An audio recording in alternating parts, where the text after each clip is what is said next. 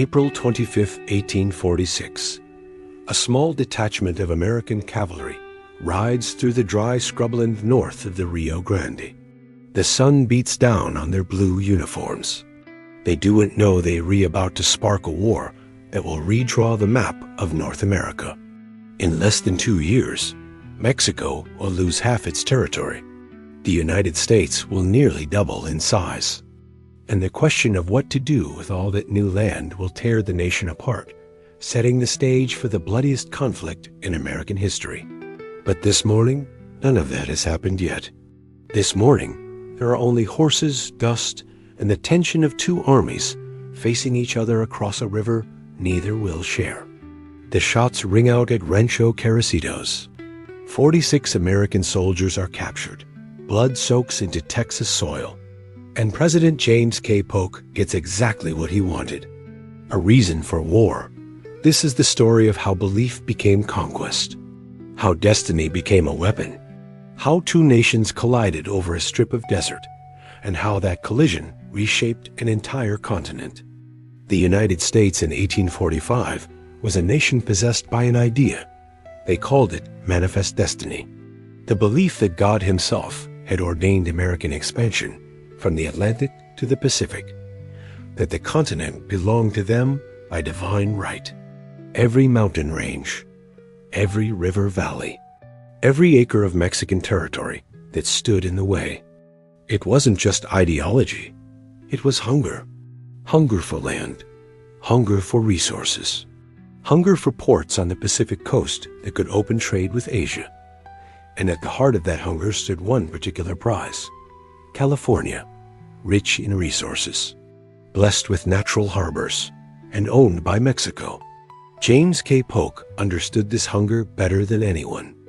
When he won the presidency in 1844, he had a plan.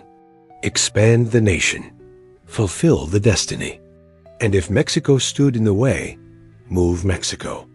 On December 29, 1845, Texas became the 28th state of the Union. Mexico had never recognized Texan independence after the Revolution of 1836. To Mexico, Texas was still Mexican territory, temporarily occupied by rebels. The annexation was an act of war without the declaration, and theft wrapped in legal paperwork. But annexation wasn't enough, because even the borders of Texas were disputed. The United States claimed the Rio Grande as the southern boundary, pushing deep into what Mexico considered its sovereign land. Mexico insisted on the Nueces River, over 100 miles to the north. That strip of disputed territory became the fuse, and Polk knew exactly how to light it. January 2, 1846. General Mariano Paredes seizes power in Mexico City. He's a hardliner, nationalist, uncompromising. He refuses to even meet with American diplomats. Polk had tried to buy California and New Mexico outright, offering millions of dollars for the territories. Mexico said no. Some things cannot be bought. March 8, 1846. General Zachary Taylor receives his orders. March to the Rio Grande. Plant the American flag on disputed soil. Build a fort across from the Mexican city of Matamoros. Make Mexico react. Taylor's army arrives on March 28th. They begin construction immediately. Fort Texas rises on the north bank of the river. From Matamoros, Mexican soldiers watch. The provocation is deliberate. The message is clear. This land is ours now. March 21st. Paredes announces that Mexico will defend its territory against American invasion. On April 24th, General Mariano Arista takes command of Mexican forces in Matamoros. His orders are direct. Cross the river. Engage the enemy. April 25th. The cavalry patrol. The ambush, the first blood. When word reaches Washington, Polk acts with rehearsed outrage. American blood has been shed on American soil, he declares. Never mind that Mexico considers it Mexican soil. Never mind that American troops were sent there specifically to provoke this response. May 13, 1846. The United States Congress declares war on Mexico. The vote isn't unanimous. Many in Congress see through the provocation. They call it a war of aggression, an imperial adventure dressed up as self-defense. But the votes are counted. The die is cast. Two nations are now at war, but they are not equal combatants. The United States has a population of approximately 20 million. Mexico has 7 million. The United States has modern weapons, organized supply lines, and professional military leadership. Mexico has courage. It has conviction. It has pride. But its army is undermanned, under-equipped, and politically fractured. Mexican forces often outnumber American units in individual battles. But numbers mean little when your weapons are outdated, when your supply chains collapse, when political instability undermines every command decision. Mexico fights with everything it has. It will not be enough. The war unfolds on multiple fronts. Taylor pushes south from Texas into northern Mexico. General Winfield Scott lands at Veracruz and begins a march toward Mexico City itself. Stephen Kearny leads an expedition to seize New Mexico and California. The strategy is overwhelming force, applied everywhere at once. Battle of Palo Alto, May 8, 1846. American artillery tears through Mexican lines. The first major engagement is an American victory. Taylor presses forward. Monterrey falls in September after brutal street fighting. Buena Vista in February 1847 nearly turns the tide when Mexican forces under Santa Anna almost overwhelm. Taylor has smaller force, but almost isn't enough. The Americans hold. In the South, Scott's campaign is methodical and devastating. Veracruz falls in March 1847. Scott's army marches inland, cutting Mexican supply lines, capturing strategic cities one by one. Cerro Gordo, Contreras, Churubusco, Molino del Rey. Each battle brings the Americans closer to the capital. September 14, 1847. American troops occupy Mexico City. The flag of the United States flies over the Palacio Nacional. The heart of Mexico has been seized. The war is effectively over. All that remains is to negotiate the price. February 2, 1848. The Treaty of Guadalupe Hidalgo is signed. The terms are brutal. Mexico cedes 2.37 million square kilometers of territory to the United States, 55% of its pre-war land. More than half the nation, handed over with a signature. The Rio Grande becomes the official border of Texas. Everything north of it, everything west of it, now belongs to the United States. California, Nevada, Utah, most of New Mexico and Arizona, parts of Colorado, Wyoming, Kansas, Oklahoma, the future states that will drive American wealth and power for the next century. Gone from Mexico forever. In exchange, the United States pays $15 million. $15 million for half a nation. It's not compensation. It's insult added to conquest. The treaty promises to protect the property rights of Mexicans living in the ceded territories. It promises to honor Spanish and Mexican land grants. It promises citizenship for those who choose to stay. These promises will be broken repeatedly in the decades to come. Over 100,000 Mexicans wake up one day to find they are no longer in Mexico. They haven't moved. The border has.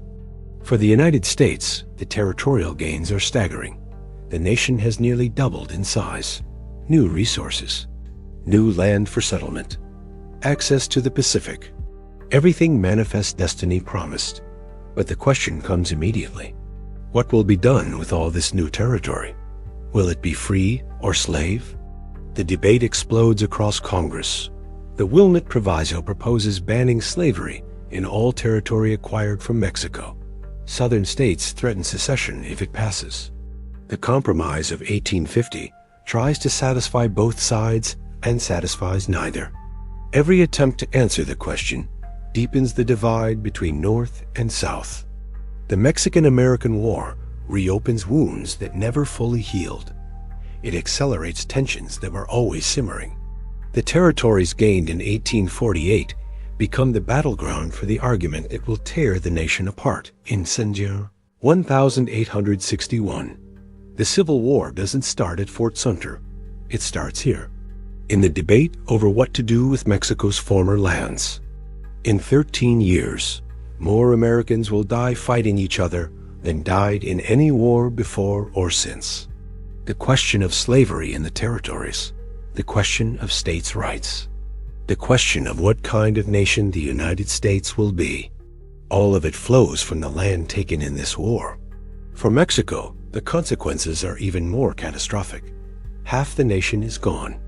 The economy is shattered. Political stability, already fragile, collapses completely. The loss of California alone is incalculable, especially when gold is discovered there just months after the treaty is signed. Wealth that could have rebuilt Mexico instead flows north. Mexicans in the ceded territories face displacement, discrimination, and dispossession. Land grants that were supposed to be protected are challenged in American courts. Legal battles stretch for decades. Many families lose everything. The social upheaval creates wounds that persist for generations. The border moves. But the people don't forget. This wasn't a war of survival. It was a war of choice. The United States chose expansion over diplomacy. It chose conquest over coexistence. It chose to believe that its destiny was more important than Mexico's sovereignty. The military victory was total. American forces proved superior in organization, technology, and strategy. But military superiority and moral justification are not the same thing. Many Americans at the time recognized the war for what it was, an act of aggression. Abraham Lincoln and a congressman challenged Polk to name the exact spot where American blood was shed on American soil, knowing that the location was disputed territory.